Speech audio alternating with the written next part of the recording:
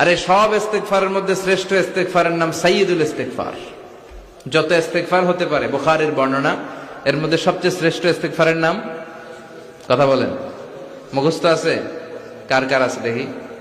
তুলুক্কা তুলুক্কা তুলুক্কা অল্প কয়েকজনের আছে। কইলে মনে হইব, কইলে মনে হইব তার। তো এটা হচ্ছে সর্বশ্রেষ্ঠ ইস্তেগফার। এই ইস্তেগফারটা কেউ যদি রাতে পড়ে, ওই রাতে মৃত্যু হলে সে জান্নাতি।